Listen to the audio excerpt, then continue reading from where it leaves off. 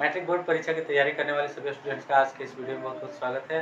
Students, आप सभी के लिए लेकर मैं आया हूं 2021 का एक सॉल्यूशन जो सेकेंड सिटिंग 2021 है। इसका मैं सॉल्यूशन करने वाला हूं। थोड़ा सा धुआंधार होगा, थोड़ा लंबा वीडियो जाएगा। इसमें आपको 25 से 30 मिनट का भी समय लग सकता है। सो डैट कंसंट्रेट होकर के थोड़े से वीडियो को जरूर देखिएगा किस तरीका से आपको करना है। ठीक है, आप कैसे करेंगे, how can you have to solve in your examination, ये हमको करना है। ठीक है, आप ठान लो कि भाई बेहतर करना है, बेहतर से बेहतर करना है ना। और संडे से मैं आपको पहले ही एडवांस में बता रहा हूँ, संडे से एनसीईआरटी सॉल्यूशन में पूरा का पूरा करने जा रहा हूँ। एक चैप्टर को मैं करूँगा। सबसे पहले ट्रिग्नोमेट्री को मैं उड़ाने वाला हूँ, फिर मेंसुरेशन होगा, फिर स्टैटिक्स होगा, फिर ज्योमेट्री होगा, फिर अलजेब्रा होगा, और इसके बाद सब कचरा जितना भी बचल होगा सब खत्म कर एक क्वेश्चन से बताने वाला हूँ। इसलिए हमारे चैनल के साथ जुड़िए। चैनल को अब तक सब्सक्राइब नहीं किया तो सब्सक्राइब कर लीजिए। और आइए हम देखते हैं पहला नंबर क्वेश्चन 144 लिखा है कि 144 के अभाज्य गुणनखंड में 2 का घातांक क्या है। बस उठाओ 144 को 2 से लगा दो, 7 दूनी 14, 2 दूनी 4, फिर 2 से करो 36 दूना 72 करो, फिर 2 से करो 18 दूना 36, फिर 2 से करो 9 दूना 18, फिर 3 से करो 3 तरीके 9। यहाँ पर देख लो कि 2 कै गो है, 4 गो, तो 2 का पावर 4। अगर पूछता है कि 2 पर घात कितना है तो 4 है, एकदम आराम से बना सकते हो। अगर इसमें पूछता कि 3 पर घात कितना है, आराम से 3 का पावर 2, घात खत्म, एकदम टेंशन दूर। ठीक है, आगे निम्नलिखित में से कौन अपरिमेय संख्या। अरे भैया, अपरिमेय संख्या बनावी तो सब दाढ़ी पक गया का। रूट अंडर 17, 100, फिर रूट अंडर 4 और फिर root under 16 plus root under 25, यही आपका क्वेश्चन है। ठीक है, 4 ऑप्शन दिए गए हैं। तो देखो इसका तो हो गया 4 और प्लस 5, 5 4 9 अलग हो जा रहा है, रूट से बाहर निकल जा रहा है। तो रूट से बाहर है वो थोड़े अपरिमेय संख्या, ये भी अपरिमेय नहीं, चूंकि इसका वैल्यू 10 है और 4 का वर्गमूल 2 हो ही जाता है, तो 17 अपरिमेय संख्या हो गया। बिल्कुल आसानी से एकदम ठोक सकते हो क्वेश्चन में, एकदम 1 मार्क्स भी कम नहीं हो सकता। अगर ठान लिए हो कि एकदम हमको 470 480 के आसपास लेकर के जाना है, अब मैथमेटिक्स में 98 लेकर जाना है, नो प्रॉब्लम एट ऑल। आइए ध्यान दीजिए, निम्नलिखित में से कौन सा अभाज्य संख्या।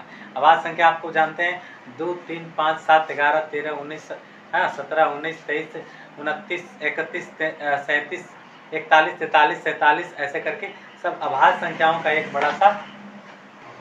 तो हम देखेंगे नेक्स्ट क्वेश्चन को। नेक्स्ट क्वेश्चन को देखेंगे हम सभी। 2 लगातार संख्याओं का मौसा पूछ रहा है। कोई भी 2 लगातार संख्या, जैसे 4 5 ले लो, है ना, 12 13 ले लो, हाँ 19 20 ले लो, कोई भी संख्या लगातार होगा। लगातार खाली एक का होना चाहिए, एक के बाद तुरंत दूसरा, एक के बाद तुरंत दूसरा। तो वैसे में HCF जो होगा, मस्सा जिसको कहते हैं, वह कितना होगा, मस्सा हमेशा एक आएगा, एक आएगा, कुछ भी रहे कुछ भी रहे कुछ भी रहे, कहीं से भी, 100 से भी, 100 भी, 1000 लाख करोड़ कहीं से भी लिखोगे, उसका जस्ट अगला लिख दोगे तो तुरंत उसका HCF क्या होने वाला है, एक आने वाला। वही अगर पूछा जाए कि 2 लगातार सम संख्याओं का मस्सा क्या आएगा, जैसे आप लिखो 4 फिर लिखा 6, इन दोनों का मस्सा क्या आएगा, 4 से लगा दो ना भाई, आराम से 2 आ गया, 4 को यहाँ ला दीजिए, फिर यहाँ 2 दूने के 4। ठीक है, तो मस्सा जो होगा वो सम संख्याओं का 2 होगा। और कोई 2 लगातार संख्या लिखने की बात करें, जैसे प्राकृतिक संख्या लगातार है या कोई भी लगातार संख्या है, उसमें सम विषम का अगर बात नहीं किया तो ऐसे में हमेशा HCF क्या आएगा, 1 ही आएगा। एकदम ठोक दीजिए आराम से। पूछ रहा है कि शून्यांकों का योग कितना होगा। शून्यांकों का योग 5x का स्क्वायर माइनस 14y और प्लस 8, इसमें शून्यांकों का योग पूछा जा रहा है। अल्फा प्लस बीटा बराबर क्या होता है, तो माइनस बी बटा में ए होता है। माइनस बी, बी की जगह पर देख रहे हैं यहाँ पर माइनस 14, माइनस ई माइनस ई, माइनस माइनस प्लस हो गया 14 और बटा ए की जगह पर 5, आराम से आ गया 14 बटा 5, एकदम योर राइट आंसर। ठीक है, अब चलते हैं। लिखा हुआ है कि एक्स स्क्वायर माइनस 11 का शून्य क्या, तो एक्स स्क्वायर माइनस 11 का अगर शून्य की बात करें तो शून्य में शून्य लिख दिया जाता है उतना को बराबर करके। ठीक है, अब एक्स स्क्वायर बराबर क्या हो जाएगा, 11 हो जाएगा। एक्स बराबर क्या हो जाएगा, रूट अंडर 11, और इसी को हम लिखते हैं प्लस माइनस 11। क्यों लिखा जाता है रूट अंडर 11, क्योंकि अगर हम प्लस माइनस दोनों भी रखेंगे वैल्यू तो आ ही जाता है। प्लस गुने प्लस अगर रहेगा तो भी आ जाएगा, माइनस गुने माइनस रहेगा, 2 बार फ्रिक्वेंटली चूंकि उसका यूज किया जाता है। आगे चलते हैं। फिर इसके बाद पूछा है यदि बहुपद एक्स स्क्वायर, लिखा है यदि बहुपद एक्स का स्क्वायर और फिर है माइनस के एक्स और प्लस 8 के शून्यांकों का योग 6 है। शून्यांकों का योग मतलब alpha plus beta. Alpha plus beta कितना है, 6। अगर अल्फा प्लस बीटा 6 है, नो टेंशन। अब क्या कर दो भाई, अल्फा प्लस बीटा आप जानता ही है, और सूत्र क्या होता है, माइनस बी बटा ए। और बराबर 1 2 6। बी की जगह पर यहाँ पर क्या लिखा हुआ है माइनस के, माइनस और माइनस हो गया प्लस, यानी प्लस के बट्टा में कितना ए की जगह पर यहाँ क्या है 1 यानी 6। तो के बराबर फाइनली क्या आ गया 6 वाला, के बराबर 6 इज योर राइट आंसर। एकदम आराम से बना सकते हो, नो टेंशन एट ऑल, आराम से हो गया। चलिए अगला हम देखते हैं, लिखा हुआ है कि 3x और फिर माइनस वाई बराबर -8 और फिर लिखा गया है 6x माइनस के वाई बराबर -16। तो पूछता है के का मान क्या होगा, what is the value of के का वैल्यू पूछा जा रहा है, तो कैसे निकालोगे, है ना। और एक भी ये भी लिख रहा है साथ साथ कि संपाती रेखा को प्रदर्शित करता है। अच्छा संपाती क्या होता है, चलो भाई संपाती समझाते हैं। संपाती जब लिख देगा ना तो संपाती ग्राफीय निरूपण होता है, कोई साधारण निरूपण की बात नहीं हो रही। संपाती का मतलब आपने एक ग्राफ का लाइन खींचा और एक और खींचा से इसी पर चढ़ गया, तो इसको संपाती कहते हैं। जिसके होते कितने हल है, अनंत हल, अनंत हल। इसमें आप पढ़े होंगे a1/a2 बराबर b1/b2 और बराबर c1/c2, ठीक है। तो इसी को कहते हैं अनंत हल वाला समीकरण या संपाती हल, ठीक है। संपाती भी बोला जाता है, ग्राफ खींचते हैं तब लेकिन वो आता है संपाती का।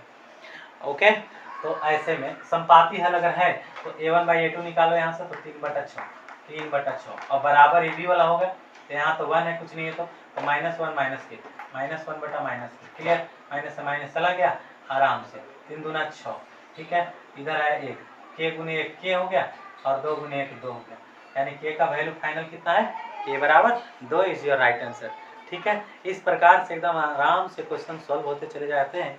लिखा है कि 4 7 वाले द्विघात बहुपदों की संख्या कितनी होगी, 4 7, मतलब कहने का मतलब कि अल्फा बराबर 4 और बीटा बराबर 7।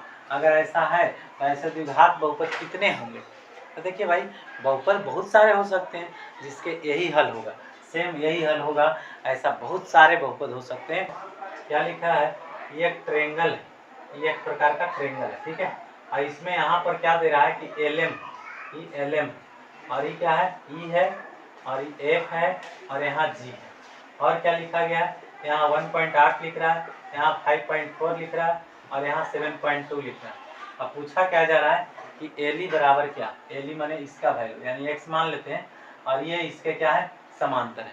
अगर ये लाइन इस लाइन के समांतर है तो पूछा जा रहा है कि इसका वैल्यू क्या होगा। तो ये थेल्स थ्योरम के अनुसार होता है। थेल्स में क्या बताया गया, थेल्स थ्योरम का स्टेटमेंट सुनो, यदि कोई त्रिभुज के तीसरी भुजा के समांतर खींची गई रेखा, कोई त्रिभुज होता है, इस तीसरी भुजा के समांतर अगर कोई रेखा खींच रहे हैं तो यह रेखा जिन दो भुजाओं को दो बिंदुओं पर प्रतिच्छेद करती है, इस बिंदु और इस बिंदु पर प्रतिच्छेद किया, तो प्रतिच्छेद करने वाली यह बिंदु क्या करती है, इन भुजाओं को अनुपातिकता बांटती है।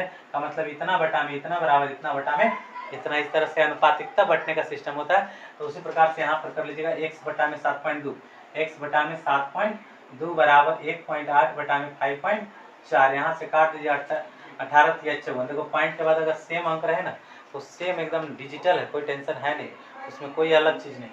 और यहाँ पर क्या है, छोड़ दीजिए इसको, ये पॉइंट है, पॉइंट हटा करके ऊपर नीचे 10 कर दो, ठीक है। तो कितना हो गया 10x बराबर बट्टा 72 बराबर 1 बटा में 3, ठीक है। अब यहाँ से ऐसे गुना ऐसे गुना, तो 10 या 30, 30x बराबर कितना हो जाएगा 72 गुने 1 72, ठीक है।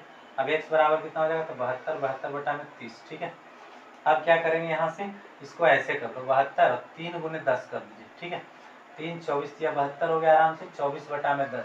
अब इसको भाग देते हैं हम 30 से तो टाइम लगता है, लेकिन ये काम करने में कोई टाइम नहीं लगता। पॉइंट डाल दो आराम से 2.4, तो 2.4 इज योर राइट आंसर।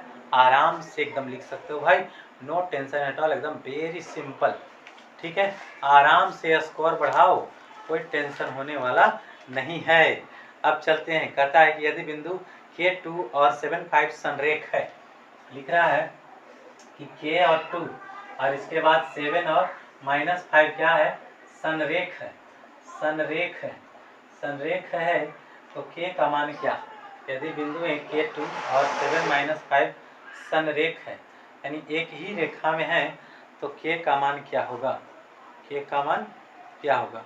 यहाँ पर कुछ एरर्स लिखा हुआ है, ऐसा क्वेश्चन होगा तो बनेगा ही क्या। 3 बिंदु देता कि संरेख है तब सोचते, 2 बिंदु में हम संरेख का क्या करेंगे, मछली मारेंगे, कुछ नहीं कर सकते उसका, है ना, कुछ नहीं कर सकते। हाँ एक लिखा हुआ है, बड़े इंटरेस्टिंग ऑब्जेक्टिव क्वेश्चन है, P -a और -b, कहता है कि इसकी दूरी मूल बिंदु से ज्ञात करो। तो मूल बिंदु से अगर हमको दूरी निकालने के लिए रहे, मूल बिंदु से तो ऐसे में कुछ करा मत करो, आराम से बच्चा रूट के अंदर घुसाओ, इसका भी स्क्वायर, इसका भी स्क्वायर, ए का स्क्वायर हो गया, बी का स्क्वायर हो गया, रूट के अंदर ही खत्म हो गया, फिनिश हो गया, समाप्त हो गया। ठीक है, इसके अलावा और भी आगे बढ़ते हैं हम। लिखा है कि समांतर श्रेणी इतना में कौन सा पद ऋणात्मक पद देगा, है ना, ये ऋणात्मक पद वाला क्वेश्चन आ गया। तो ऋणात्मक पद वाला क्वेश्चन कैसे बनेगा, चलो उसको भी देखते हैं। पहला दिया हुआ है 25, फिर दिया हुआ है 20, फिर दिया हुआ है 15, dot dot dot dot dot लिख रहा है कि पहला निगेटिव कौन होगा। पहला निगेटिव पद हमको जानने की जरूरत है। ये तो उंगली पर गिन दो, इसको बनाए ना का जरूरी है, नो टेंशन, सूत्र पुत्र कुछ के जरूर है भाई, एकदम ऐसे ही रगड़ दो सीधे, कैसे से बताते हैं। अच्छा 15 के बाद क्या हो जाएगा 10, 10 के बाद क्या हो जाएगा 5, 5 के बाद क्या हो जाएगा 0, और 0 के बाद क्या हो जाएगा -5, सब 5 घटते चला जाएगा तो -5 घटाते चले गए। फिर हो गया ये आपका निगेटिव लाना।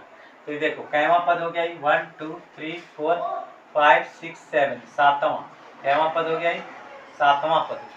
ठीक है, आराम से निकल जाएगा कि नहीं, इसमें सूत्र लगाने की जरूरत है कहाँ, है ना। अच्छा एक बात पूछ रहा है, पूछा क्या जा रहा है, यदि समांतर श्रेणी का सारवंतर -2 है, ओके, सारवंतर -2 है, यानी d बराबर -2 है, और कहता है ये नवा पद ये n है। अच्छा तो a17 माइनस a13 का मान क्या होगा, अच्छा मैंने a17 माइनस a13 पूछ रहा है। तो अच्छा इसको ऐसे कर दीजिए ना, 17वां पद के लिए क्या करोगे, a प्लस n-1 होता है, तो 17 - 1 गुने d हो गया। अब फिर इसका भी करेंगे ना, तो ब्रैकेट लगा देते हैं इसमें, a प्लस एक मंझोली ब्रैकेट लगाते हैं, a प्लस n के जगह पर कितना 13, 13 - 1 गुने क्या d, आराम से यस। अब चलो a का a छोड़ दो, फिर प्लस, इस 16d हो गया कि नहीं 16d, अब फिर माइनस, अब इसको देखिए a का a छोड़ दो, प्लस ही कितना हो गया 12d, तो 12d का 12d। अब चलो a का a प्लस 16d और माइनस, देखो तो ये माइनस a हो गया, अभी माइनस 12d, सही है।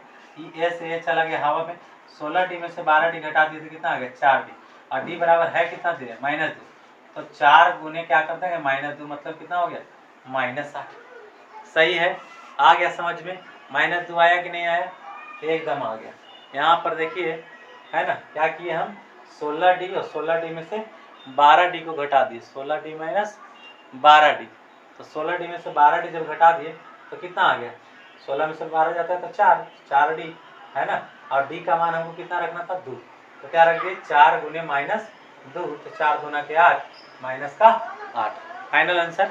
तो इस प्रकार से खत्म हुआ आज का वीडियो, यहीं पर मैं रोकता हूँ।